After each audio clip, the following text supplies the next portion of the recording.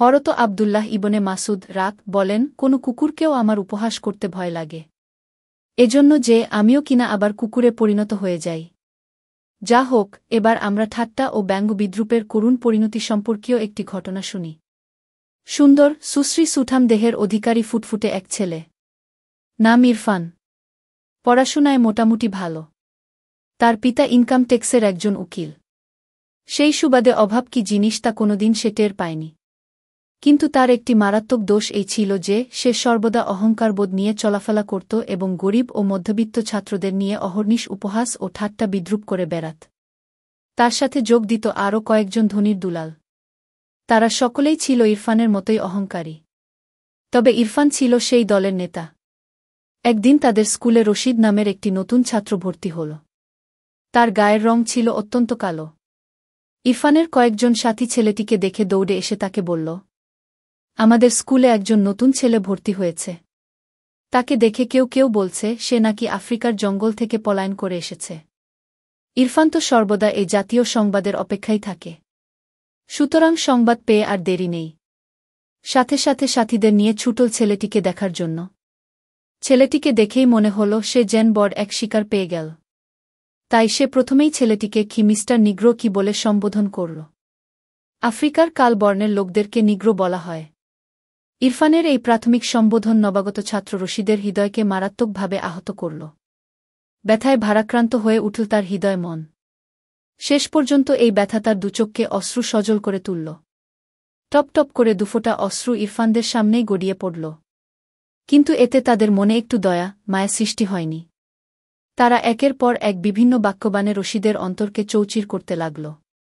কিন্তু তারা একটি বারের জন্যও চিন্তা করল না যে কালো কিংবা ফর্সা হওয়া মানুষের এখতিয়ারভুক্ত কোনো জিনিস নয়। এটা সম্পূর্ণ আল্লাহর ইচ্ছাধীন। তিনি যাকে যেমন চান তেমনি বানান। যা হোক, রশিদ এক পর্যায়ে কাঁদো কাঁদো স্বরে বলল, ভাই, আমার নাম তো রশিদ। আমাকে মিস নিগ্রো বলে সম্বোধন করছ কেন? তার কথায় ইরফান সহ উপস্থিত সবাই অট্টহাসিতে ফেটে পড়ল। ইতিমধ্যে তাদের শ্রেণী শিক্ষক আফজাল সাহেব ক্লাসে প্রবেশ করে হাসির কারণ জিজ্ঞাসা করলে ইরফান এ কথা ও কথা বলে পাশ কাটানোর চেষ্টা করল। কিন্তু পাশের একটি ছোট ছেলে বলে উঠল, স্যার, সে মিথ্যা বলছে। রশিদ ভাই কালো হওয়ার কারণে তাকে নিয়ে ওরা হাসছিল। একথা শুনতেই আফজাল সাহেব বেত নিয়ে ইরফানকে মারার জন্য উদ্যত হলেন। কিন্তু রশিদ সঙ্গে সঙ্গে দাঁড়িয়ে দর্দ মাখা কণ্ঠে বলল, স্যার, অনুগ্রহ করে ইরফান ভাইকে ক্ষমা করে দিন। এ কথায় স্যারের রাগ থেমে গেলে তিনি ইরফানকে ক্ষমা করে দিলেন। এ আচরণের পর যেখানে রশিদের প্রতি ইরফানের ভালোবাসা ও মমতা বৃদ্ধির কথা ছিল, সেখানে শত্রুতা ও বিরোধিতা এসে ভিড় জমাল। কেননা সে যে এক চরম অহংকারী। তার কথা হল, যার কারণে স্যার আমাকে মারতে আসলেন তার আর রক্ষা নেই। সুতরাং সে রশিদের চরম শত্রুতে পরিণত হল এবং সেদিন থেকে নিয়মিত তাকে মিস নিগ্রো বলে সম্বোধন করতে লাগল। রশিদ সীমাহীন ধৈর্যশীল ছেলে বিধায় ইরফানের এ আচরণে মনে দারুণ কষ্ট পেলেও কোনোদিন সে এ ব্যাপারে স্যারের নিকট নালিশ করেনি। ফলে ইরফান দিন দিন আরও বেশি বেপরোয়া হয়ে গেল।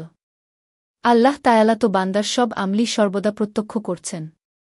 তাই তো ইরফানের দেয়া সকল উপহাস ও ব্যঙ্গ বিদ্রূপকে রশিদ অত্যন্ত ধৈর্য সহকারে মেনে নিলেও তিনি হয়তো তা সইতে পারেননি। ফলে ইরফানকে এমন এক মারাত্মক দুর্ঘটনার শিকার হতে হল, যার কারণে মৃত্যু পর্যন্ত কোনো দিন সে সমাজে মাথা উঁচু করে হাঁটতে পারেনি। সেদিন ছিল পদার্থবিজ্ঞানের ব্যবহারিক ক্লাসের দিন। ইরফান তার অন্যান্য সাথীদের নিয়ে বিজ্ঞানাগারে প্রবেশ করে রাসায়নিক দ্রব্য ও অ্যাসিড নিয়ে বিভিন্ন পরীক্ষা নিরীক্ষা করছিল। এমন সময় হঠাৎ সে টেবিলের উপর রাখা গরম পানির পাত্রের সাথে ধাক্কা খেল। এতে পাত্রটি নিচে পড়ে গেল এবং ফুটন্ত পানি ছিটকে এসে তার চেহারায় পড়ল। সাথে সাথে দুহাত দিয়ে ইরফান তার চেহারা ঢেকে ফেল। ইরফানকে দ্রুত হাসপাতালে নেওয়া হল। দেখা গেল প্রচণ্ড গরম পানি ফুটফুটে সুন্দর চেহারাটিকে সীমাহীন কুৎসিত কালো চেহারায় পরিণত করে দিল। ইরফানের আব্বা চেহারার স্বাভাবিক সৌন্দর্য ফিরিয়ে আনার জন্য বিপুল অর্থ খরচ করলেন। কিন্তু কিছুতেই কোনো কাজ হল না। অহংকারী ইরফান তার এই চেহারা বিকৃতি কিছুতেই মেনে নিতে পারল না। ফলে বাড়িতে বসেই সময় কাটাতে লাগল সে। এভাবে 2 বছর চলে গেল।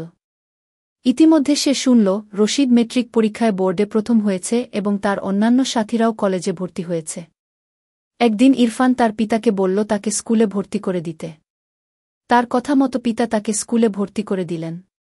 স্কুলে ভর্তি হওয়ার পর ইরফান এবার কারো সাথে কথা বলে না। এমনকি বিরতির সময়েও ক্লাসের বাইরে যায় না।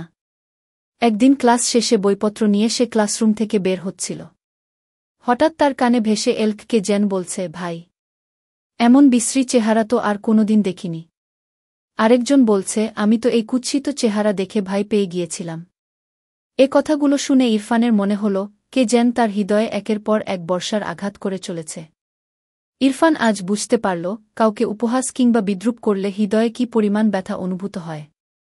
সাথে সাথে সে ও বুঝল যে আমার এই করুণ পরিণতি নিশ্চয়ই ওই নবাগত কালো ছাত্রটিকে উপহাস ও ঠাট্টা বিদ্রূপেরই ফল, যাকে দেখে সে মিস নিগ্রো বলে সম্বোধন করত।